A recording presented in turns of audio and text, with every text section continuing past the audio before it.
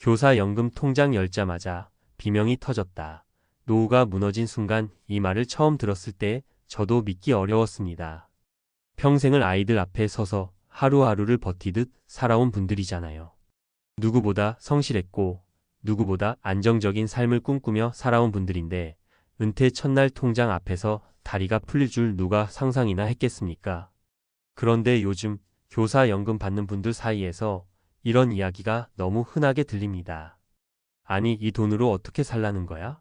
정말 이렇게까지 절망적인 순간이 있을까 싶을 정도예요. 은퇴를 앞두고 있을 때는 다들 비슷한 생각을 합니다. 나는 공무원 연금이 있으니까 최소한 굶지는 않겠지. 민간 기업 다닌 친구들보다야 낫겠지. 그런데 정작 통장에 찍힌 실수령액을 보는 순간 머릿속이 하얘져 버립니다.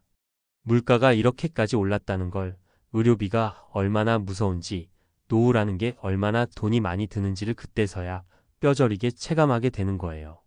평생 안정을 믿고 달려왔는데 정작 그 안정이 가장 먼저 깨져버린 거죠.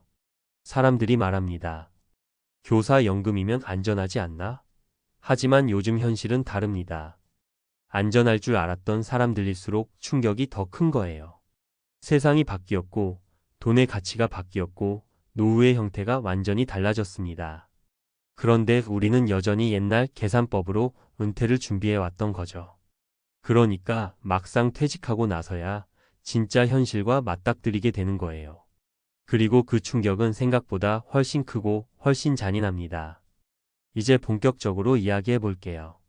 왜 교사 연금이 무너진 것처럼 느껴지는지, 왜 연금만 믿으면 안 된다는 경고가 나오는지, 그리고 은퇴자들이 실제로 어떤 삶을 마주하고 있는지, 특히 세 가지 현실 사례를 통해 더 생생하게 느끼실 수 있을 겁니다.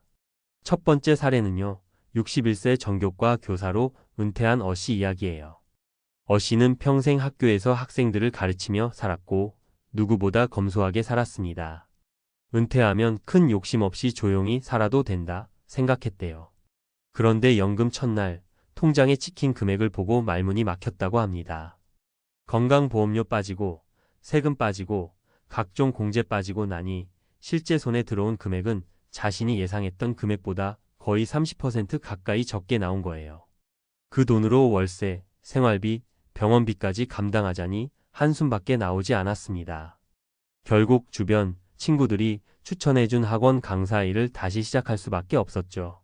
나는 평생 일만 했는데 은퇴하고도 또 일해야 한다니 어씨는 이때 처음으로 노후라는 단어가 이렇게 무거울 줄 몰랐다고 합니다. 두 번째 사례는 B씨 부부 이야기예요. 부부 둘 다 중학교 교사였고 두 명이 연금 받으면 넉넉하겠지라고 믿고 살았대요. 그런데 막상 은퇴하고 보니까 상황이 완전히 달랐습니다. 두 사람의 연금을 합쳐도 요즘 물가 기준으로는 넉넉하지 않은 거예요. 특히 한 분이 건강이 안 좋아지면서 병원비가 눈덩이처럼 불었습니다. 연금 부자라더니 우리는 왜 매달 적자야? 계속된 치료비, 장기 요양비, 각종 보험료까지 더해지면서 결국 부부는 30년 넘게 살던 아파트를 팔고 외곽으로 이주했습니다. 교사인데 왜 이렇게 가난해졌을까? B씨는 집을 정리하던 날 그렇게 울더라고 하셨어요. 세 번째 사례는 조금 다른 형태입니다. 58세 조기 은퇴한 C씨인데요. 젊을 때부터 연금이 있으니 나중엔 편하겠지라고 굳게 믿고 살았어요. 당시에는 이 판단이 맞았거든요. 물가도 지금보다 훨씬 낮았고 노후 생활비도 크게 고민하지 않아도 됐죠. 그런데 문제는 앞으로의 시대가 과거와 완전히 다르다는 거예요. 58세 조기 은퇴 후 연금을 일부만 받으며 버티던 그는 최근 의료비 부담과 생활비 증가로 더 이상 조기 연금으로 생활이 안 되는 상황이 됐고 결국 식료품점에서 파트타임을 하며 생활비를 채우고 있습니다. 교사 연금? 요즘 시대엔 사치일 뿐이죠. 이걸로 살 수 있다고 믿는 게 더 이상한 거예요. 그가 한 말은 충격적이지만 솔직했어요. 이 세 가지 이야기는 보여주는 게 분명합니다. 교사 연금이라는 단어 자체가 더 이상 안전망이 아니라는 겁니다. 물론 연금이 도움이 되는 건 사실이에요. 하지만 노후라는 게 단순한 생활비만으로 유지되지 않습니다. 겪어보신 분들은 다 아세요. 작은 병 하나가 수백만 원을 바꿔놓고 자동차 수리비 한 번이 한 달 재정을 망치고 그동안 쌓아둔 몇만 원씩의 경조사비가 결국 연금보다 무서운 지출이 되기도 합니다. 게다가 요즘 물가가 어떻습니까? 마트 가서 장 한번 보면 예전 기준으로는 두세 배는 더 나가는 느낌이죠. 이런 현실 속에서 연금 하나에만 기댄다는 건 정말 위험한 일입니다. 그러니까 지금 은퇴를 앞두고 계신 분들, 이미 은퇴하신 분들 모두가 다시 고민해야 합니다. 내가 가진 자산, 내가 준비한 연금, 내가 예상한 생활비, 이 모든 게 정말 현실에 맞는지, 혹시라도 옛날 계산법으로 계획하고 있는 건 아닌지, 연금이 버팀목이 되기엔 세상이 너무 많이 변했습니다. 노후라는 건 생각보다 잔인하고 선택 하나가 인생 전체를 흔들어 놓을 수 있어요. 그래서 지금이라도 점검하고 조정하고 대비해야 합니다. 이는 늦은 게 아닙니다. 늦은 건 아무것도 안 하는 것뿐이거든요. 계속해서 이야기 이어갈게요. 사실 많은 분들이 은퇴하고 나서야 가장 크게 느끼는 게 바로 돈의 속도예요. 벌 때는 몰랐는데 쓰기 시작하면 얼마나 빨리 빠져나가는지 그 속도가 정말 무섭습니다. 특히 연금만으로 살아가야 하는 상황이 되면 매달 들어오는 금액은 정해져 있는데 지출은 마음대로 늘어날 수 있으니 불안감이 계속 커지죠. 그 불안이 어느 순간 일상 자체를 잠식해버립니다. 괜히 외식 한 번도 눈치를 보게 되고 병원 갈까 말까를 며칠씩 고민하게 되고 자녀에게 연락 오는 것조차 겁이 나요. 혹시 또 돈 들어가는 이야기를 꺼낼까 봐요. 예전에는 한 번도 느껴보지 못했던 감정들이 은퇴 후에 찾아옵니다. 그리고 교사분들이 특히 더 힘들어하는 부분이 하나 있어요. 평생 안정적인 직업군에 있었기 때문에 돈 걱정이라는 걸 크게 해본 적이 없다는 점이죠. 매달 나오는 급여, 명확한 복지, 규칙적인 생활 이런 구조에 익숙했던 분들이 갑자기 불확실한 노후라는 현실과 정면으로 부딪히면 충격이 더 크게 다가오는 겁니다. 내가 왜 이런 걱정을 하며 살아야 하지? 이런 서러움이 밀려오는 거예요. 그동안 성실하게 살아온 자신에게 너무 억울하기도 하고요. 그런데 아이러니한 건 정작 이런 고민을 털어놓을 사람이 주변에 많지 않다는 거예요. 교사라는 직업 자체가 겉으로 보기엔 안정적이라는 이미지가 강하다 보니 누구에게 말해도 그래도 연금 있는데 뭐가 걱정이야 라는 반응만 돌아옵니다. 그 순간 더 고립감이 커지는 거죠. 겉으론 괜찮아 보이지만 속으로는 매달 통장을 계산하며 밤새 뒤척이는 사람들이 얼마나 많은지 모릅니다. 나만 이런가? 라고 착각하게 되지만 사실 현실은 정반대예요. 요즘 은퇴한 교사들 사이에서 이런 위기감은 너무 흔한 문제입니다. 그래서 지금 필요한 건 연금의 한계를 인정하고 그 위에 새로운 안전망을 쌓는 겁니다. 누가 대신 만들어주지 않아요. 교육청도 국가도 누구도 책임져 주지 않습니다. 본인이 직접 만들어야 합니다. 작은 부수입이든 지출 다이어트든 생활구조 개편이든 뭔가 하나라도 더 잡아야 버틸 수 있어요. 어떤 분들은 은퇴 후 동네 도서관에서 시간제 일하면서 사회와 연결을 유지하고 어떤 분들은 작은 온라인 판매나 취미 기반 수익 활동으로 생각보다 꽤 큰 도움을 받고 있습니다. 교사 출신들은 기본적으로 성실하고 꾸준한 분들이라 웬만한 일도 금방 적응하고 꾸준히 해내시는 경우가 많더라고요. 그리고 무엇보다 중요한 건 건강이에요. 건강은 은퇴자에게 비용이 아니라 자산입니다. 몸이 버텨줘야 지출이 줄고 버는 능력도 유지되고 생활도 흔들리지 않아요. 실제로 병원비 때문에 무너지는 분들이 너무 많아요. 그러니까 지금부터라도 운동, 식습관, 스트레스 관리 이런 것 하나하나가 모두 노후 재테크라고 생각하셔야 합니다. 돈을 버는 것도 중요하지만 나가는 돈을 줄이는 건 그보다 더 강력한 전략입니다. 결국 연금이 무너진 게 아니라 세상이 너무 빠르게 달라졌고 우리의 노후 준비가 그 속도를 따라가지 못한 거예요. 이게 진짜 문제입니다. 하지만 지금이라도 다시 짚어보고 현실을 정확히 이해하고 작은 것부터 바꾼다면 절대 늦지 않았습니다. 노후라는 건 단번에 무너지는 게 아니라 단번에 다시 세울 수도 있거든요. 나이 들어 진짜 무서운 게 뭔지 아세요? 돈이 조금 부족한 것도 병원비가 올라가는 것도 아니에요. 정말 무서운 건 어느 날 갑자기 내가 기대고 싶을 곳이 하나도 없다는 걸 깨닫는 순간입니다.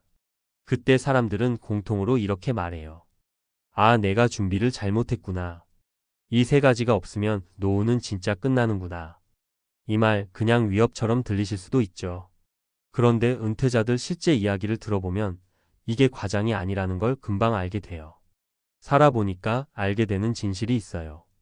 우리가 은퇴 전에 상상했던 여유로운 노후라는 건 마치 안개처럼 손에 잡힐 듯 말 듯 사라지는 환상이라는 거예요.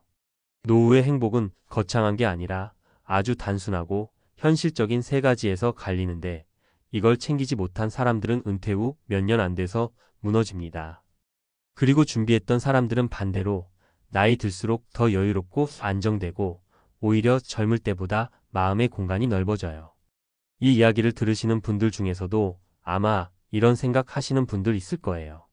나도 지금 뭔가 빠뜨리고 있는 건 아닐까? 그 불안은 절대 틀린 감정이 아니에요.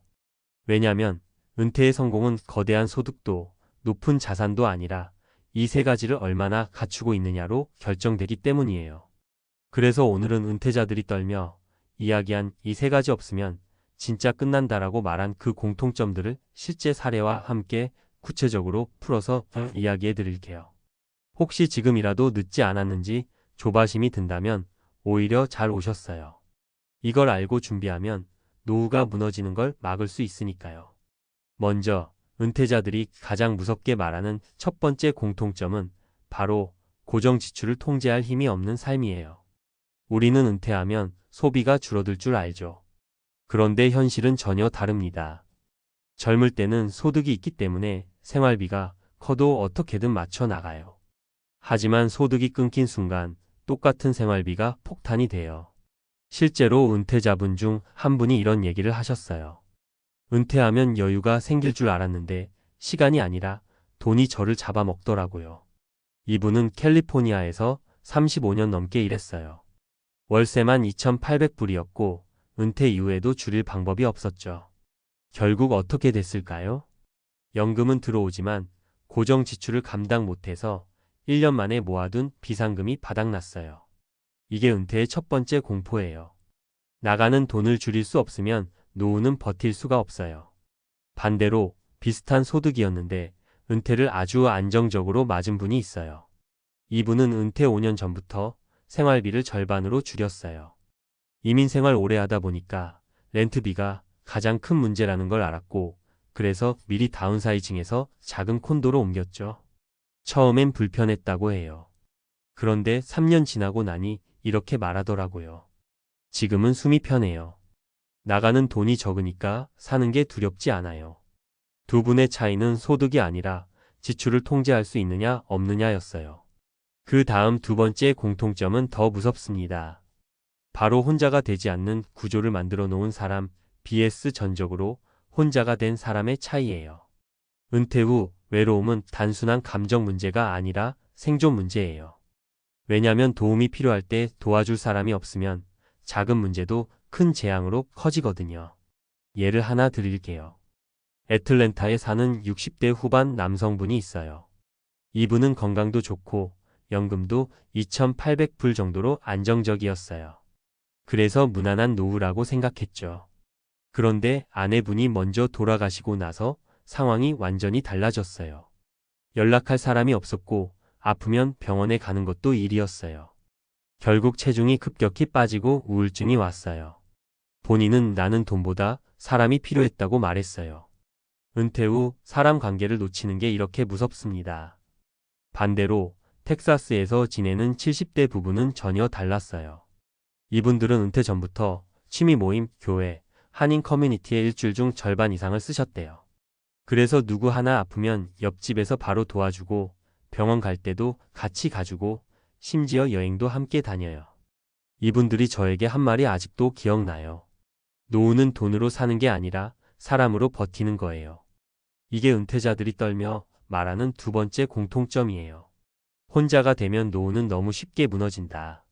마지막 세 번째 공통점은 아마 가장 중요한 이야기일 거예요. 바로 작은 소득이라도 꾸준히 들어오는 노후의 엔진을 가진 사람들이에요. 연금만으로 노후가 해결될 거라고 믿는 분들이 많죠. 하지만 미국에서든 한국에서든 연금만으로는 예기치 못한 상황을 감당할 여력이 거의 없어요. 실제 사례 하나 볼게요. LA에 사는 62세 여성분이 있어요. 소셜연금 1,700불을 받았고 원래는 충분할 거라고 생각했어요. 하지만 보험료가 올라가고 렌트비가 오르고 갑자기 치과비가 수천 불 나오고 이분이 마지막에 한 말이 너무 현실적이었어요. 연금은 그냥 숨만 쉬게 해주는 돈이에요. 살아있게 해주는 돈은 따로 있어요. 반대로 비슷한 연금 수준인데도 은퇴 후 더 안정적인 분들이 있어요. 이분들은 다 하나같이 작은 소득원을 유지했어요. 예를 들면 이런 것들이요. 지인 소개로 몇 시간 일하는 파트타임, 본인이 잘하는 분야를 이용한 소규모 부업, 남는 방을 렌트하는 방식, 혹은 연 35% 정도의 배당 ETF로 최소한의 현금 흐름 유지. 이런 소득원들은 큰 돈을 벌지는 않아요. 하지만 큰 차이를 만들어냅니다. 왜냐하면 예상치 못한 지출이 터졌을 때 무너지지 않게 해주거든요. 은퇴자들이 떨며 말한 진실이 바로 이거예요. 노후는 되살릴 수 없는 시기라서 안정적인 소득원이 없으면 회복이 불가능하다. 이 세 가지를 못 갖춘 사람들은 은퇴 후 딱 3년 안에 무너질 확률이 높아요. 하지만 이 세 가지를 갖춘 사람들은 어떤 위기가 와도 버텨요. 그리고 놀랍게도 그 행복은 자산 크기와 거의 상관이 없어요. 나이 들어 진짜 중요한 건 얼마를 모았냐가 아니라 나를 지탱해주는 힘이 있느냐예요. 그 힘은 바로 통제 가능한 지출, 나를 붙잡아주는 관계, 작은 소득의 지속성. 이 세 가지예요. 지금이라도 이 세 가지를 하나씩 점검해보면 절대 늦지 않았어요. 여기서 무너진 노후와 버티는 노후가 갈리니까요. 지금까지 이야기한 세 가지가 왜 그렇게 중요한지, 사실 은퇴자들이 공포를 느끼는 순간은 조금 더 깊은 곳에서 시작돼요. 바로 돌이킬 수 없는 시기라는 사실을 자각하는 순간이에요. 젊었을 땐 실패하면 다시 일하면 되고 돈 떨어지면 다시 모으면 되죠. 그런데 은퇴한 뒤에는 그게 안 돼요. 그래서 작은 실수도 큰 파도로 몰아치고 사소한 선택도 인생을 뒤흔드는 결과로 돌아와요. 이걸 깨닫는 순간 대부분 이렇게 말합니다. 아, 이제 진짜 내 삶을 되돌릴 방법이 없구나. 그래서 지금 말씀드리는 후속 이야기는 몇몇 은퇴자들이 실제로 이 세 가지를 갖추지 못해서 겪은 그 다음 단계예요. 조금 무서울 수 있지만 반대로 말하면 지금이라도 피할 수 있는 경고이기도 합니다. 먼저 지출 통제를 못한 사람들의 공통적인 말이 있어요. 언제 이렇게 무너졌는지 모르겠다. 이 말이 진짜 많이 나와요. 왜냐면 은퇴 후에 무너지는 건 갑자기 한순간에 일어나는 게 아니라 월세 조금 오르고 보험료 조금 오르고 식비 조금 오르고 이 작은 오르막들이 몇 년을 쌓아 결국 파국을 만들어내거든요. 문제는 대부분 그 흐름을 제때 알아채지 못한다는 거예요. 소득이 없으니 조절도 어렵고요. 반대로 지출 관리를 성공한 사람들은 신기하게도 심리적으로도 훨씬 안정적이에요. 돈이 나가는 속도가 통제되니까 내가 내 인생을 주도하고 있다는 감각이 생기거든요. 은퇴 후 삶에서 이 심리적 안정감이 얼마나 중요한지 아세요? 이것 때문에 우울증을 피한 분도 있고 건강이 좋아진 분도 있어요. 결국 돈이 아니라 리듬을 지키는 게 노후의 핵심이라는 거죠. 두 번째로 관계가 없는 노후는 정말 상상 이상으로 무섭습니다. 특히 미국에서 혼자 사는 분들은요. 몸이 아플 때 약 하나 사올 사람이 없고 병원까지 데려다 줄 사람도 없고 심지어 며칠 동안 연락이 끊겨도 아무도 몰라요. 이게 진짜 현실이에요. LA 한인타운에 사는 한 70대 남성은 이렇게 말하셨어요. 아프면 죽을 것 같고 안 아파도 죽을 것 같았다. 이 말이 과장이 아니라는 걸 들으면 들을수록 느껴요. 반면 작은 커뮤니티라도 하나 붙잡고 사는 분들은 정말 달라요. 사람이 옆에 있으면 외로움도 줄고 건강도 오래 유지되고 위기 상황도 쉽게 넘어가요. 심지어 돈 문제도 훨씬 덜 생겨요. 왜냐면 같이 정보를 교환하고 병원 비용 아끼는 방법도 공유하고 서로 도와주니까요. 노후는 혼자 버티는 게임이 아니에요. 함께 버티는 시스템을 가진 사람만 살아남아요. 그리고 마지막으로 소득원이 있는 사람과 없는 사람의 차이는 시간이 갈수록 극단적으로 벌어져요. 은퇴 후 첫 해에는 다들 비슷해 보이지만 3년이 지나면 완전히 다른 세계를 살고 있어요. 작은 소득이 있는 사람은 비상 상황이 와도 대응이 가능해요. 하지만 소득이 완전히 끊긴 사람은 대응이 아니라 포기를 하게 돼요. 포기는 진짜 무섭습니다. 포기하는 순간 삶이 급격히 쪼그라들어요. 치과 치료를 포기하고, 여행을 포기하고, 맛있는 음식 사 먹는 걸 포기하고, 결국엔 사람 만나는 것도 포기하게 돼요. 이게 노후 파산이 아니라 노후 축소예요. 그리고 축소는 한번 시작되면 되돌릴 수 없어요. 하지만 소득원이 있는 분들은 어때요? 비록 돈이 많지 않아도 갑자기 천불 나가도 회복이 돼요. 그리고 마음이 이상하게 더 여유롭습니다. 그래, 다음 달에 또 들어오니까. 이 말이 은퇴자들에게는 어마어마한 심리적 힘이 돼요. 결국 이 세 가지는 돈, 관계, 건강을 떠나서 삶 전체를 지탱하는 구조예요. 나이 들어 이 구조가 없으면 진짜로 순식간에 무너져요. 하지만 이 구조가 있으면 위기가 와도 크게 흔들리지 않아요. 처음엔 누구나 부러워했답니다. 와, 그렇게 살아보고 싶다. 진짜 인생 즐기는구나. 다들 이렇게 말했어요. 그런데요, 그 은퇴자가 7년 뒤에 꺼낸 말은 전혀 달랐습니다. 여행은 행복을 줬는데 그 행복을 지킬 돈과 건강이 사라졌습니다. 이 한마디가 너무 무겁게 들리는 거예요. 본인은 웃으면서 이야기했지만 그 웃음 속에서 공포가 느껴졌다고 해야 할까요? 우리가 은퇴 후 하고 싶은 그 여행, 그 자유로운 삶이 생각보다 잔혹한 대가를 요구한다는 걸 너무 늦게 알아버린 거죠. 솔직히 말씀드리면 이 이야기가 남 얘기 같지가 않아요. 누구나 은퇴하면 한 번쯤 이런 꿈을 꾸잖아요. 이제 회사도 끝났으니 하고 싶은 거 하고 가고 싶은 데 가고 마음껏 즐기자. 몇십 년 동안 일만 하고 산 사람들이라면 더 그렇죠. 그동안 못 누렸던 행복을 찾고 싶은 마음, 너무나 당연한 거니까요. 그런데요, 문제는 이 행복이 오래가지 않는다는 거예요. 돈과 건강이라는 두 기둥이 동시에 흔들리기 시작하면 여행이 더는 여행이 아니게 되거든요. 자유가 아니라 불안이 되고 즐거움이 아니라 후회가 되는 겁니다. 은퇴 후 여행이 왜 이렇게 위험하냐고요? 단순해요. 여행은 돈과 체력을 동시에 요구하는 활동인데 은퇴 후에는 이 두 가지가 빠르게 줄어드니까요. 더 잔인한 건 사람은 즐거움에 중독되기 쉽다는 거예요. 오늘까지 괜찮으니까 내일도 괜찮을 줄 알죠. 그런데 어느 순간 돌아보면 돈이 너무 많이 나갔고 몸도 예전 같지 않은 거예요. 그때 느끼는 공포는 말로 설명하기 어렵다고 합니다. 이런 이야기를 그냥 이론처럼 하지 않을게요. 실제 은퇴자 세 분의 사례를 들으면 왜 이 문제가 더 이상 남의 일이 아닌지 실감하실 거예요. 사례 하나는 오랜 직장 생활 끝에 59세에 은퇴한 분 이야기예요. 퇴직금과 모아둔 돈을 보면서 생각했대요. 이 정도면 10년은 걱정 없겠다. 일단 좀 놀다가 다시 생각하자. 그래서 바로 장기 여행을 떠났어요. 동남아 몇 달, 유럽 2달, 일본 1달. 3년쯤 지나니까 통장이 예상보다 너무 빨리 줄어들더랍니다. 그런데 문제는 이때부터였어요. 이미 여행하는 삶에 익숙해져 버린 거예요. 멈추면 우울해지고 집에만 있으면 이게 사는 건가 싶고. 결국 7년 동안 여행을 이어갔는데요. 7년이 지난 후 보니 생활비와 여행비로 4억 가까이가 빠져나갔더래요. 남은 돈은 당초 예상의 절반도 안 됐고요. 그분이 한 말이 아직도 기억나요. 여행이 내 노후를 훔쳐갈 줄은 몰랐어요.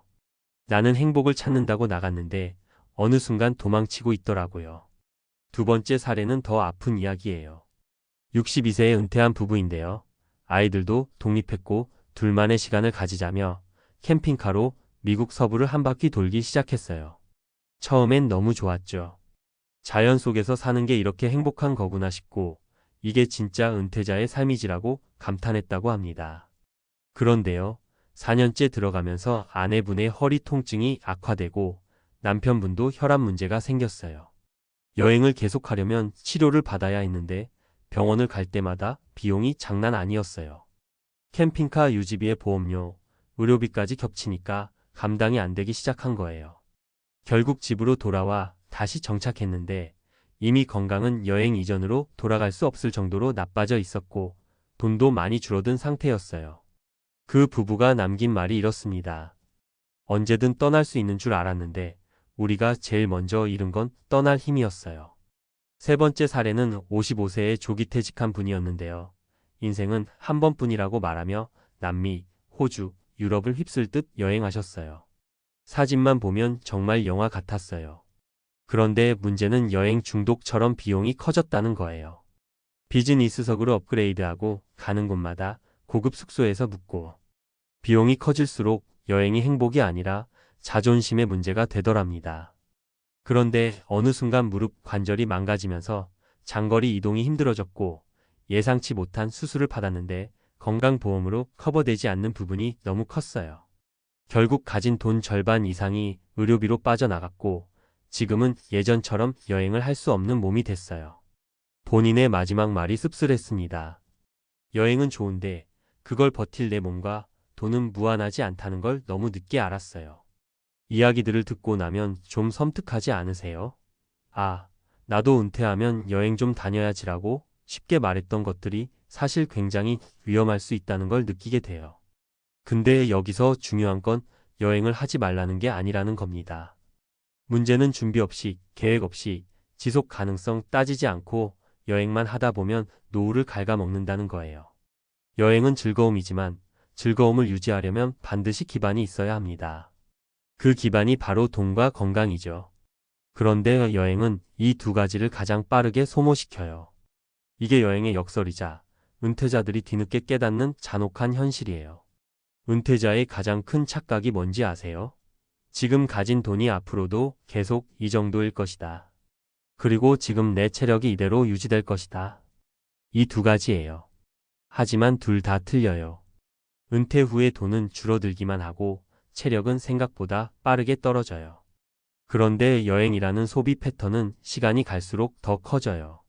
한번 가보니 너무 좋아서 또 가고 싶고 또 가면 더 비싼 걸 찾고 싶고 더 멀리 가고 싶어지는 거예요.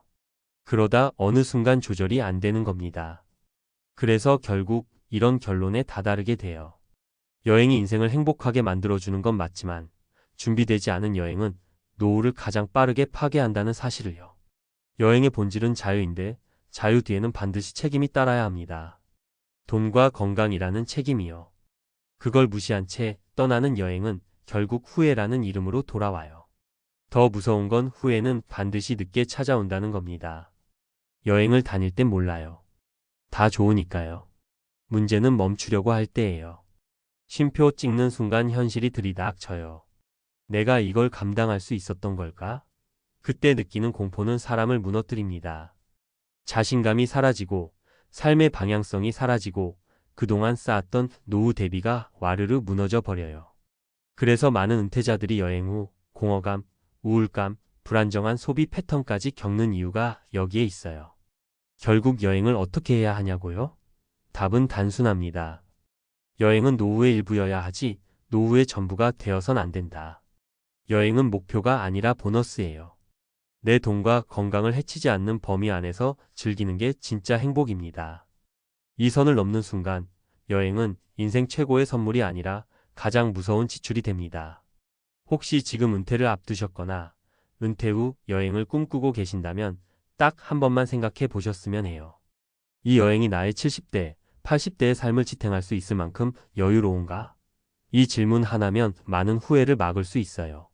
즐거움은 중요하지만 오래 가는 즐거움은 더 중요하니까요. 여행이 아니라 내 삶이, 내 노후가 오래 가야 하잖아요. 이 이야기가 누군가에게는 작은 경고가 될 수도 있고 또 누군가에게는 삶의 속도 조절을 도와주는 나침반이 될 수도 있을 거예요. 어쨌든 분명한 건 하나입니다. 여행보다 더 중요한 건 여행을 오래도록 즐길 수 있게 해주는 기반을 먼저 지키는 거예요. 돈과 건강 이 두 가지를요. 그리고 그걸 놓친 순간 여행은 가장 달콤한 유혹이자 가장 잔인한 후회가 될 수 있습니다. 계속해서 이야기해 볼게요. 많은 은퇴자분들이 공통적으로 말하는 후회가 하나 있어요. 여행 자체는 잘못이 아니었다. 문제는 여행을 현실 도피로 썼다는 거였다. 이 말이 참 깊어요. 우리가 은퇴 후 여행을 꿈꿀 때 사실 마음속 깊은 곳에는 이런 마음이 숨어 있거든요. 그동안 인생이 너무 힘들었으니 이제 보상받고 싶다. 그래서 여행을 통해 그 피로를 다 씻어내고 싶어 해요. 문제는 이 방식이 오래 갈 수 없다는 거예요. 현실을 정리하지 않은 상태에서 떠난 여행은 반드시 돌아와서 그 대가를 치르게 되거든요. 그리고 또 하나 무서운 게 있어요. 사람이 여행에서 느끼는 신나는 감정은 점점 둔해진다는 거예요. 처음엔 공항만 가도 설레요. 두 번째는 비행기 타야 설레고, 세 번째는 다른 나라를 봐야 설레요. 네 번째쯤 되면 비싼 호텔을 가야 겨우 감정이 올라와요. 결국 즐거움을 느끼기 위한 비용이 점점 커지는 거죠. 이게 은퇴자들에게 얼마나 위험한 패턴인지 아시죠? 수입은 멈췄는데 감정은 더 큰 비용을 요구하니까요. 어떤 분은 이렇게 말했어요. 여행을 다닐수록 내 마음이 비워지는 게 아니라 더 채워야만 하는 욕구가 커졌다.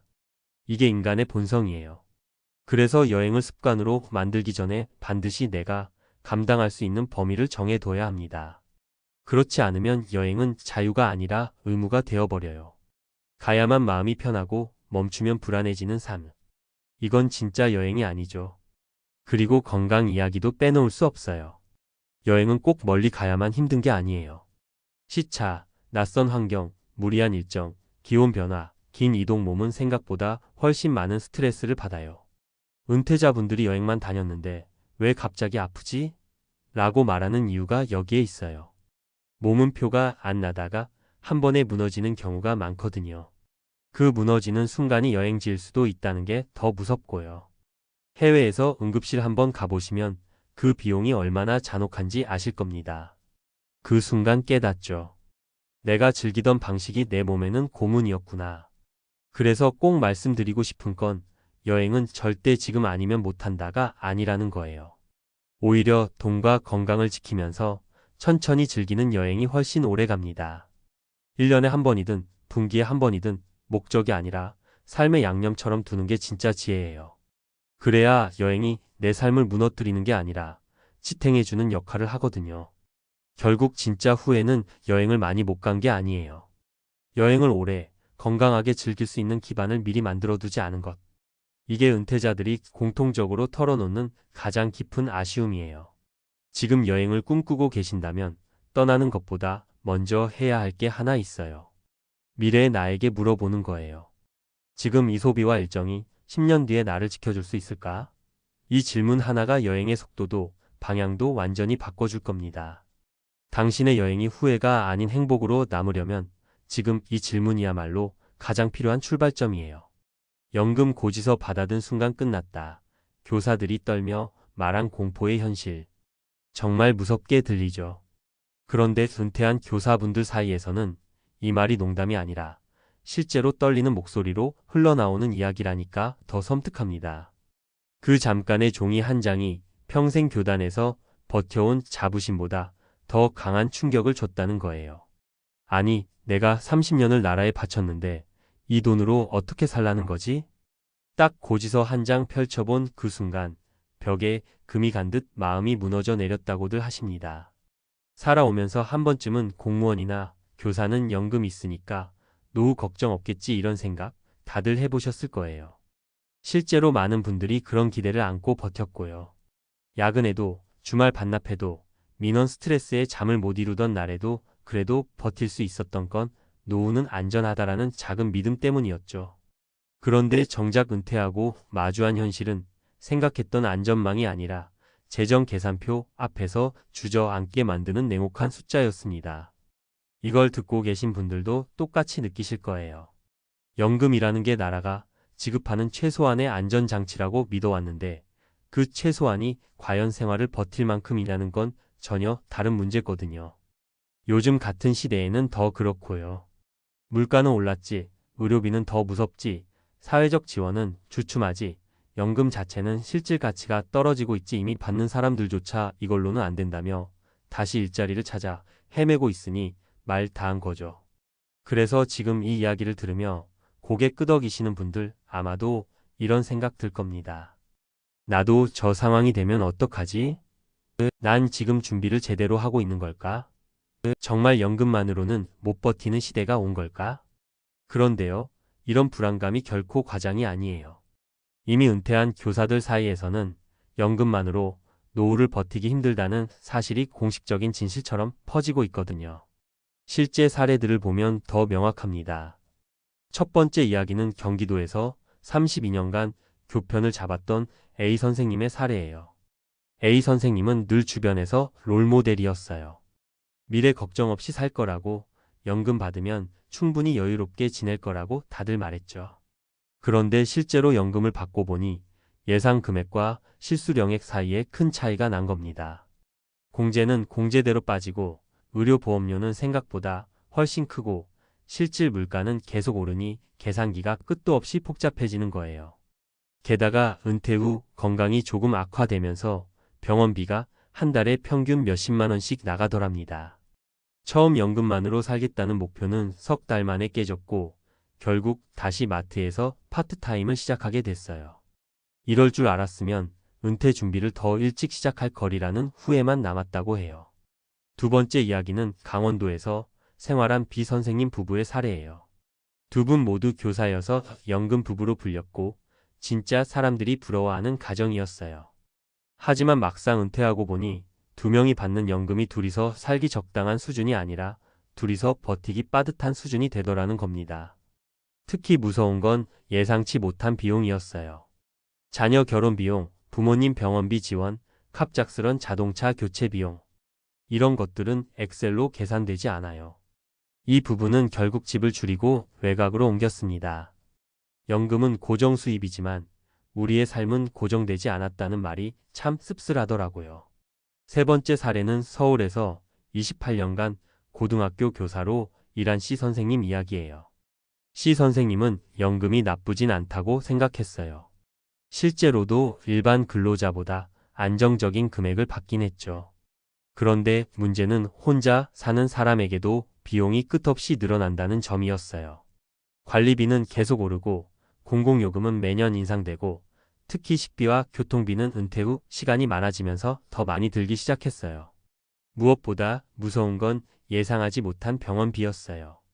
어느 날 갑자기 허리 디스크가 찾아오고 연달아 혈압 문제가 생기고 진짜 은퇴 후 가장 큰 비용이 병원비라고 느꼈다고 해요. 결국 C 선생님은 연금만 믿는 노후는 불가능하다며 작은 온라인 강의를 열어 소득을 만들기 시작했습니다. 이 세 가지 이야기에 공통점이 있어요. 바로 연금은 변하지 않지만 은퇴 후 비용은 끝없이 변한다는 겁니다. 우리의 삶이 해마다 달라지는데 연금은 딱 정해진 금액이죠. 이 말은 언젠가는 연금이 지출을 따라잡지 못하는 순간이 반드시 온다는 뜻이에요. 그 순간이 빨리 오느냐, 늦게 오느냐의 문제이지 피해갈 수 있는 구조가 아니라는 거죠. 많은 교사들이 은퇴 후 이렇게 말합니다. 정부가 지급하는 연금이니까 평생 유지되겠지? 근데요, 유지되는 건 금액이지 가치가 아니에요. 물가가 오르면 연금은 상대적으로 줄어드는 겁니다. 이게 진짜 무서운 부분이에요. 연금이 줄어드는 게 아니라 연금으로 살 수 있는 삶의 수준이 줄어드는 것. 이걸 마주하는 순간 모두가 고지서 앞에서 무너져 내리는 거예요. 그래서 지금 이 글을 읽고 계신 분들께 꼭 말씀드리고 싶어요. 연금은 기초 수입일 뿐이지 노후를 지탱해주는 전부가 아니라는 사실을요. 연금이 든든하다고 해서 지출이 줄어드는 것도 아니고 예상치 못한 위험이 사라지는 것도 아니에요. 우리가 준비해야 하는 건 연금 이상의 무언가예요. 현금 흐름을 만들거나 지출 구조를 재정비하거나 건강관리를 조기에 시작하거나 가족과의 재정 역할을 명확히 하거나 노후는 단순히 돈을 받는 문제가 아니라 전체적인 전략이 필요한 시기라는 거죠. 그리고 무엇보다 중요한 건 지금부터라도 준비하면 늦지 않다는 겁니다. 수많은 은퇴 교사분들이 공통적으로 하는 말이 있어요. 연금 때문에 무너진 게 아니라 연금만 믿었기 때문에 무너졌다. 이 말이 아프지만 진짜 현실이에요. 앞에서 말씀드린 그 교사들의 공포스러운 현실이요. 사실 더 깊이 들어가 보면 한 가지 공통된 결론에 다다르게 됩니다. 은퇴 후 삶이라는 게 생각보다 훨씬 복잡하고 훨씬 예민하고 훨씬 빠른 속도로 변한다는 거예요.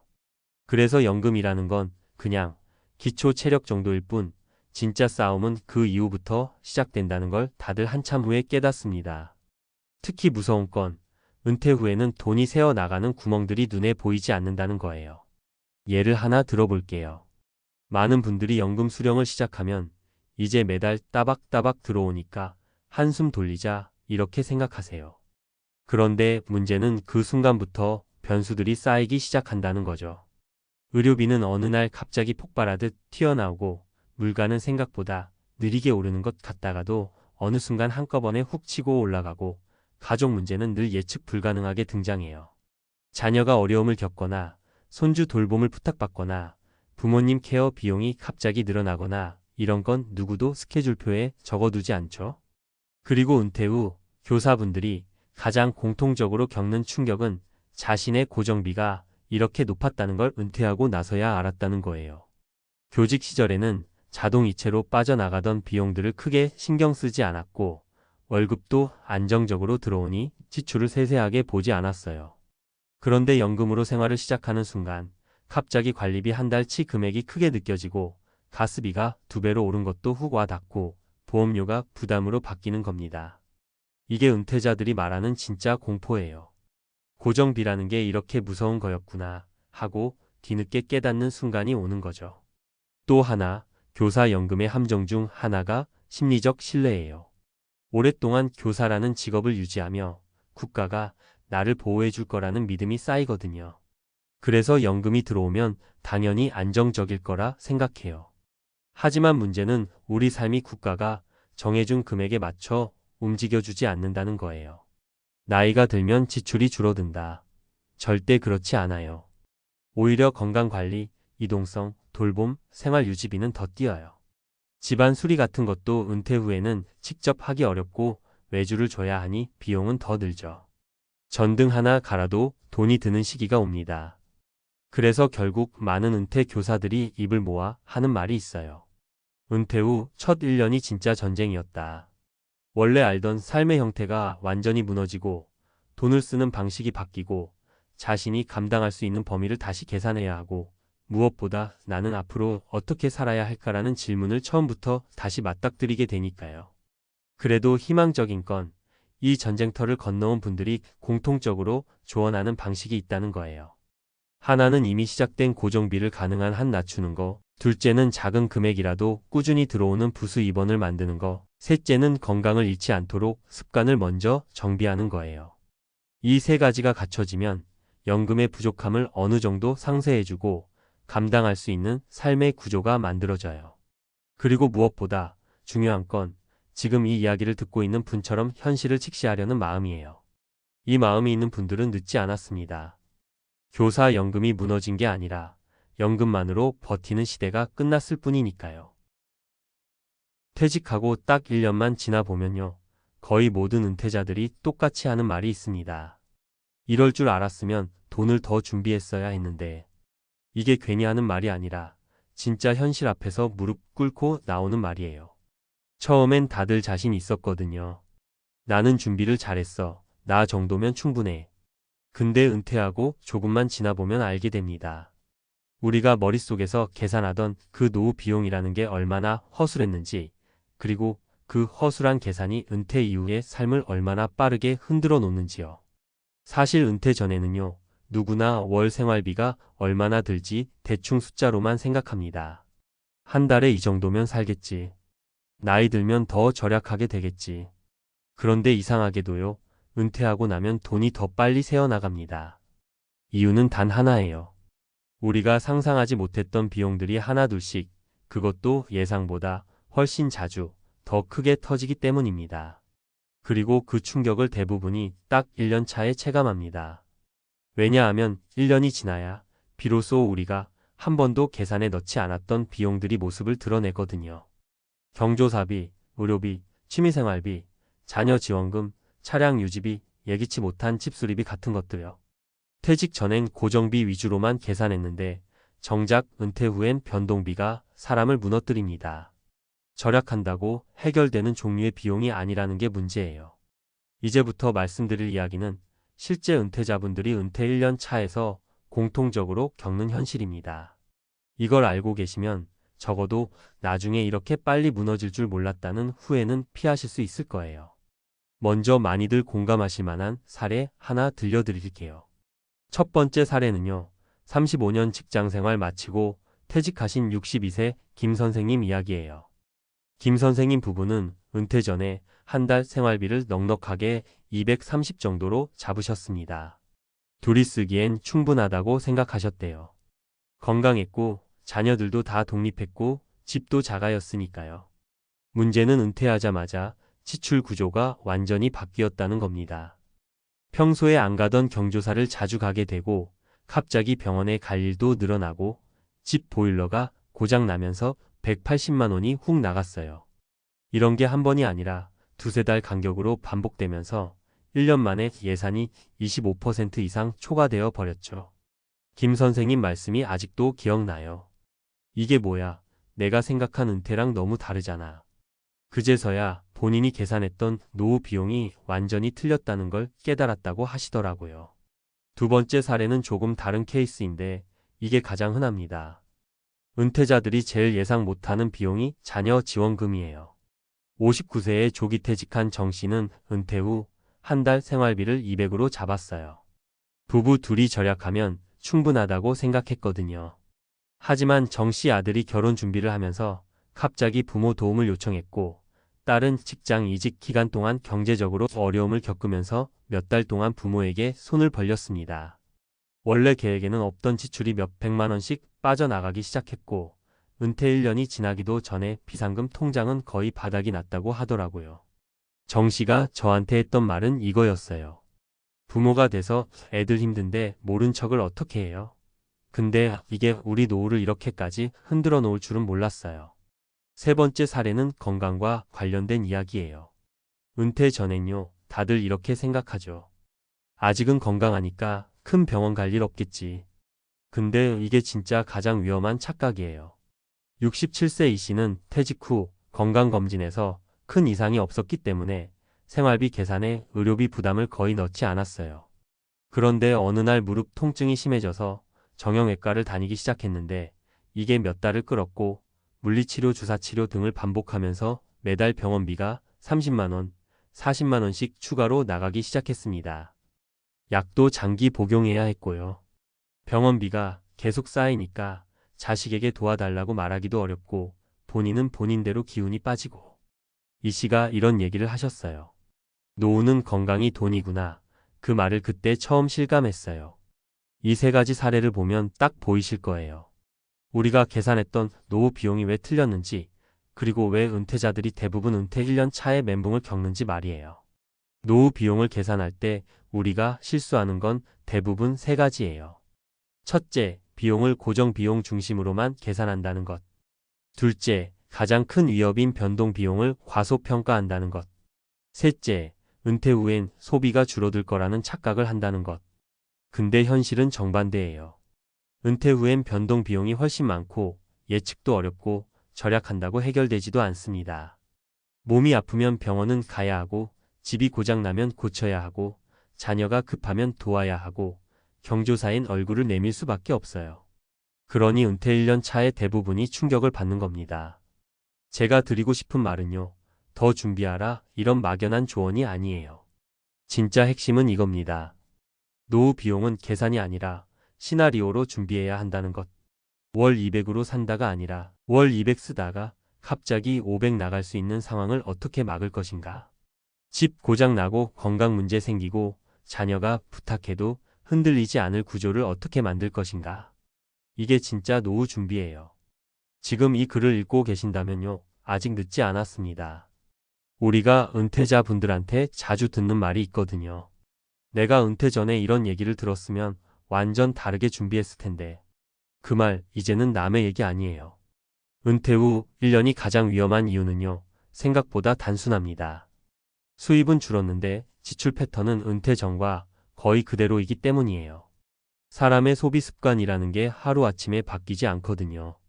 직장 다닐 때 점심 마이너스 저녁 외식하던 습관, 주말에 마트 가서 한 번에 많이 사던 패턴, 필요한 건 바로바로 사던 그 흐름이 은퇴했다고 갑자기 절약형으로 바뀌지 않아요.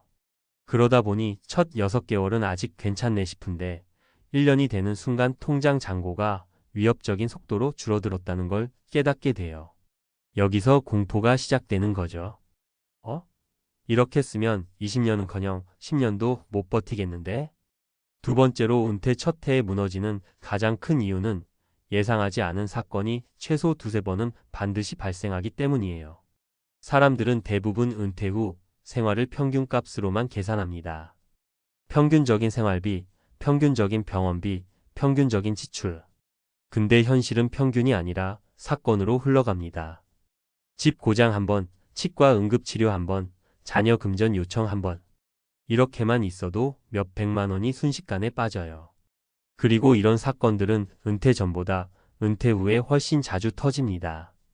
왜냐면요, 직장 다닐 때는 회사라는 안전망 속에서 살아왔기 때문이에요. 건강보험도 직장보험이었고, 인맥도 탄탄했고, 갑자기 큰돈 쓸 일이 있어도 월급이 들어오니까 마음이 덜 불안했죠. 그런데 은퇴 후에는 모든 사건을 내 통장 하나로 버텨야 합니다. 이 스트레스가 은퇴자들을 공황으로 몰아넣어요. 그래서 많은 분들이 은퇴 1년 차에 처음으로 현실적 노후 비용을 다시 계산합니다. 그때 나오는 결론이 어떤지 아세요?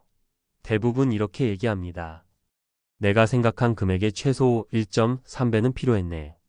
고정비보다 변수 비용이 훨씬 무섭다는 걸 이제야 알았다. 은퇴는 돈을 절약한다고 해결되는 문제가 아니구나. 그럼 이제 중요한 질문이 나오죠. 그래서 어떻게 해야 하냐? 여기서 정말 은퇴자분들이 가장 크게 깨닫는 게 있어요. 노후는 돈을 모으는 시기가 아니라 돈이 새는 걸 통제하는 시기라는 것. 이걸 이해하면 전략이 완전히 달라집니다. 예를 들면 이런 식이에요. 병원 갈 일이 많아질 걸 대비해서 건강보험 플랜을 꼼꼼히 비교해 두고 치과나 정형외과 같은 지출 가능성이 높은 영역은 미리 비용 구조를 알아두는 거예요. 그리고 집 관리. 은퇴자분들 집 수리비가 터지는 이유는 대부분 미루기 때문이에요. 작은 고장일 때 20만 원이면 고칠 걸 몇 달 지나서 150만 원으로 불어나죠. 노후의 비용은 사전 예방이 가장 싸게 먹힙니다. 또 하나는요, 자녀 지원 문제예요. 이건 감정이 걸려 있기 때문에 숫자로만 해결할 수가 없어요. 그런데도 꼭 해야 할 게 있어요. 바로 지원의 한도를 정하는 것이에요. 자녀가 어려움에 처하면 부모 마음이 당연히 움직이죠. 근데 선을 그어놓지 않으면 부모의 노후가 먼저 무너집니다. 여기까지는 도와줄 수 있어라는 기준을 은퇴 전에 가족끼리 합의하는 게 정말 중요해요. 마지막으로요. 은퇴 후에 가장 위험한 생각은 아직은 괜찮아예요. 대부분의 은퇴자분들은 노후 비용 계산이 틀렸다는 걸 알면서도 막상 바꾸려고 하면 두려움이 생겨요. 생활 수준을 줄여야 한다는 게 자존심의 상처처럼 느껴질 때도 있고요. 하지만 진짜 용기는요, 생활을 줄이는 게 아니라 미래의 파국을 막기 위해 지금 결단하는 것이에요.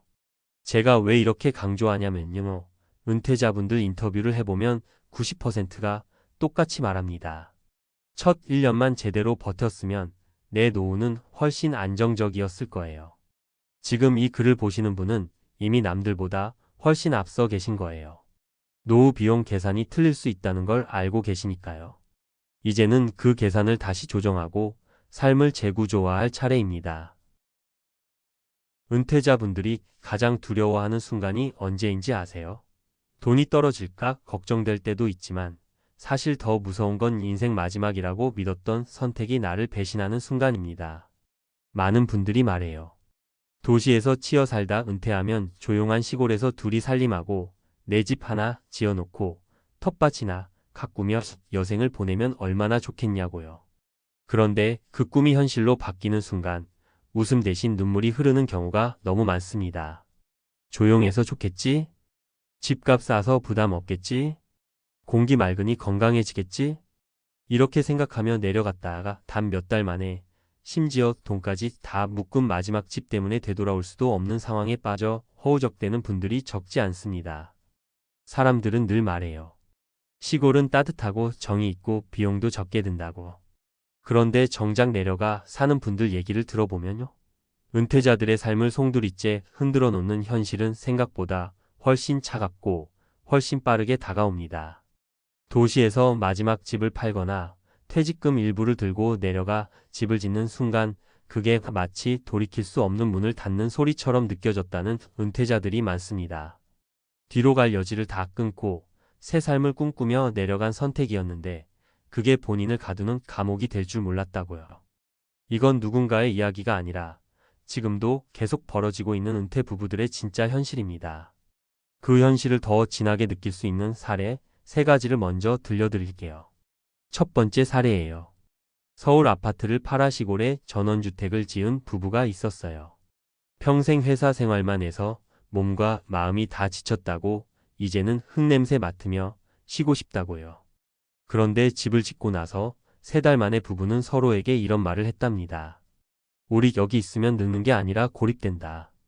이웃은 거의 없고 버스는 하루 몇 번도 안 다니고 병원은 차로 40분. 장 보러 나가는 것도 일이었어요.